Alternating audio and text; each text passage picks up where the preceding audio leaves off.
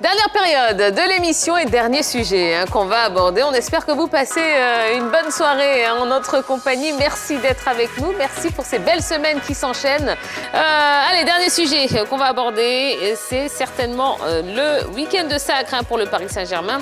Le PSG qui reçoit le Racing Club de Lens a l'opportunité de rafler son 10e titre en championnat à 5 journées du terme. Cette glorieuse occasion se présente aux Franciliens alors que l'avenir de Kylian Mbappé au camp des Loges se dessine en pointillé.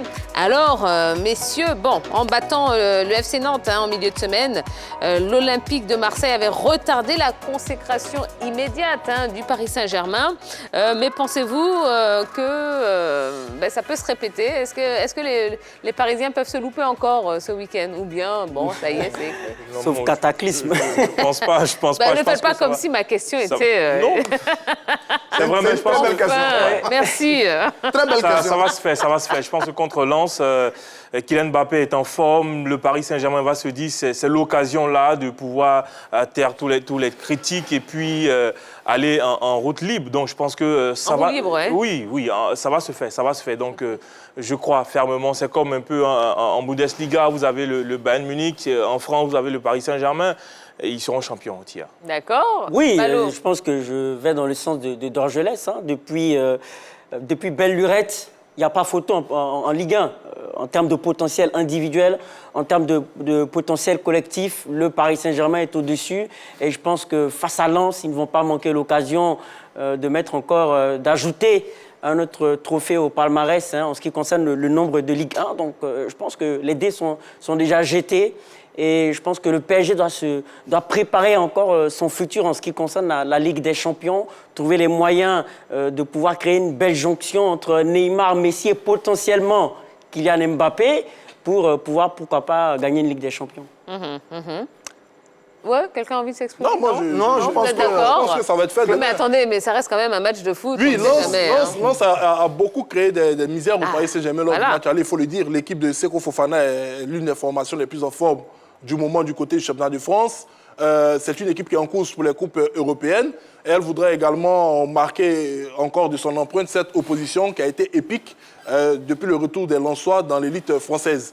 Donc, il peut y avoir un accrochage sur la journée de demain, mais je pense que les Parisiens feront tout pour terminer en beauté et puis se donner du temps pour partir en vacances quand même, parce qu'ils ont eu quand même une saison assez éprouvée.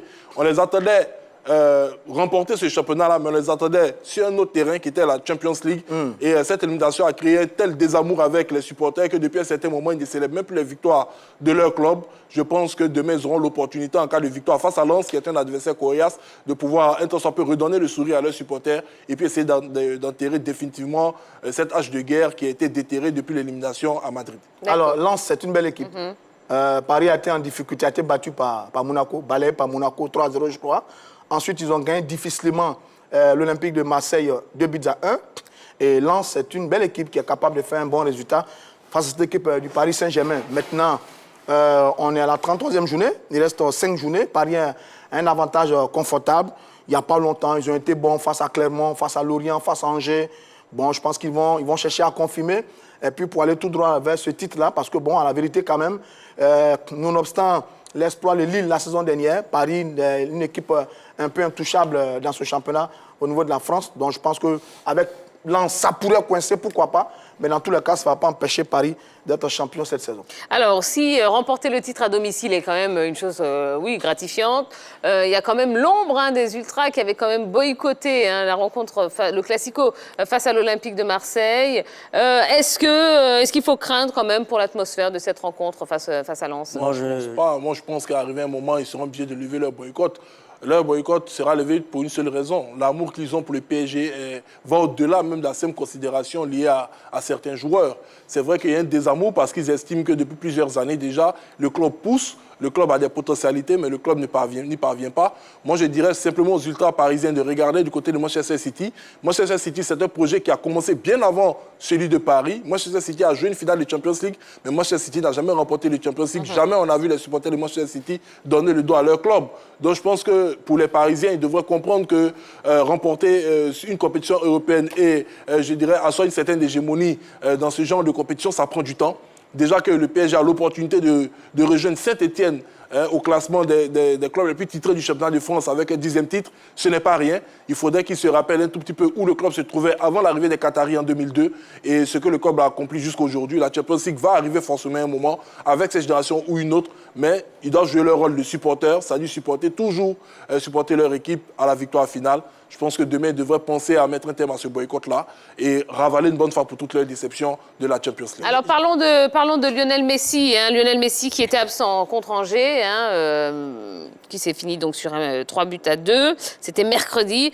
Lionel Messi qui pourrait rejouer face à Lens. Vous pensez que l'enjeu de cette rencontre, à savoir un 10e titre, peut le motiver à nous faire sortir quand même un grand Léo Messi? Non, je pense que pour cela, il va falloir attendre l'année prochaine.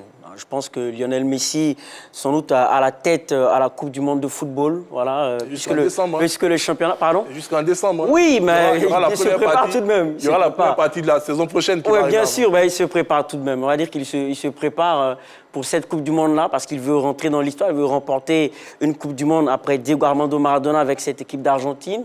Donc voilà, je pense que, bien sûr, en 86. Donc il a déjà manqué la finale face à l'Allemagne avec Gonzalo Higuaín qui n'était pas très en forme. Maintenant, il faut dire que Lionel Messi, je pense, se prépare pour cette Coupe du Monde-là. Pour voir un grand Messi, il va falloir attendre l'année prochaine parce qu'il a pris la température de ses coéquipiers. Je pense qu'il est en train de prendre la mesure du football du Paris Saint-Germain. Non, mais moi, je ne connais pas Malo ce soir. Malo, si c'est Gonzalo Higuaín. Machatia. Non, c'est pas ce que j'ai dit. Mais c'est son avis. Non, on respecte son avis. Mais c'est son avis. Mais à la vérité, il est peut-être un peu aveuglé par Messi. Non, pas du tout. Messi au Paris Saint-Germain, pas du tout, quand même. Messi au Paris Saint-Germain, c'est une déception. Et je suis d'accord avec vous. Je suis d'accord avec vous. Il doit peut-être chercher enfin à gagner la Coupe du Monde parce que Diego Maradona l'a gagné en 1986 face à l'Allemagne. Ensuite, il joue une finale perdue en 90 également. Donc, Diego et Messi, c'est... Il n'y a pas beaucoup de comparaisons. Cela dit, Messi a été très bon quand même. Messi prêche pour sa paroisse. Il a été très bon quand même. Non, il n'y a pas de comparaison. Il a été bon face à Clément et Lorient. On a vu une meilleure combinaison avec Neymar et Kylian Mbappé. On les a mieux vus. Mais ça, c'est face à Clément et Lorient. Bon, maintenant, on attend la suite des événements, mais j'avoue que pour l'instant, il s'est débrouillé. Vous attendez beaucoup de choses, Roger Stéphane, ce soir. Bon, allez, avançons. À part le titre annoncé, un autre événement quand même, c'est l'avenir de Kylian Mbappé au sein du club francilien. Le PSG qui n'a toujours pas réussi à faire prolonger le contrat de Kylian Mbappé. Bon, qu'est-ce que vous en pensez? Quelle analyse est-ce que vous faites de cette situation qui sent quand même un petit peu la fin de l'idylle? Moi, quand je regarde la situation, je me dis qu'il a envie de partir. Il a envie de partir parce que le Real de Madrid, il l'a dit, c'est un club où il rêvait de jouer. Aujourd'hui, il a la possibilité d'aller au Real de Madrid. Et s'il doit gagner des titres, s'il doit rentrer dans l'histoire du football moderne, c'est le Real de Madrid qui peut lui permettre de passer un palier. La preuve au Paris Saint-Germain, ça cale. On a Benzema qui est parti, je crois, à 19 ans du côté du Real de Madrid. Mais aujourd'hui, on a un Karim Benzema qui n'est pas loin de remporter le Ballon d'Or. C'est pour dire que le Real de Madrid est un club qui permet de permettre aux joueurs de pouvoir grandir. Aujourd'hui, je suis sûr que Sergio Ramos regrette d'être parti du Real de Madrid parce que le Real, c'est un top club. C'est un club qui nous permet d'engranger des titres saison après saison. Au Paris Saint-Germain, c'est différent parce qu'il n'y a que la Ligue 1 où on marche sur l'eau. Mais quand on arrive au niveau de la Ligue des Champions, on tombe sur des grands clubs. Donc, Kylian Mbappé, je ne le vois plus du côté du Paris Saint-Germain. Mais s'il veut grandir, la Casablanca est là.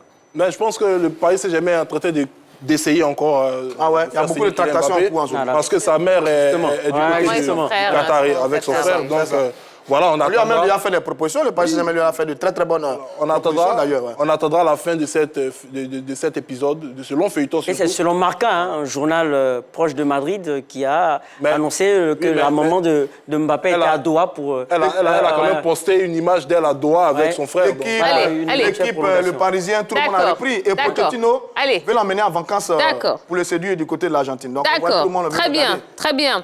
Allez, dernière question rapidement, un autre dilemme pour le PSG, c'est au niveau des gardiens. Donnarumma ou Keylor Navas, l'un des deux partira à la fin de cette saison. Si vous étiez à la place des dirigeants du PSG, vous garderiez lequel? Allez, tour de table rapidement. Question difficile, moi je dirais les deux, mais s'il doit faire un choix, Keylor Navas, je pense. Navas pour vous. Donnarumma, plus jeune et pour l'avenir. Ok. Navas. Navas? Je pense que Donnarumma n'est pas arrivé là-bas pour partir au bout d'une saison. Il est évident qu'ils vont faire partie de Keylor Navas. Ouais. Ce n'est D'accord. même pas un On secret de penchait. Polichinelle. D'accord. On misait sur l'avenir avec Donnarumma. Bon, eh bien, très bien. Merci beaucoup, Il a messieurs. intérêt à se réveiller dans ce cas-là. Sinon? Investissement de cadeau un il peu va- comme Sergio Sinon- Ramos. Il va aller retirer ses parts à Enfin, Paris. Vraiment, vraiment. Hein. Merci beaucoup.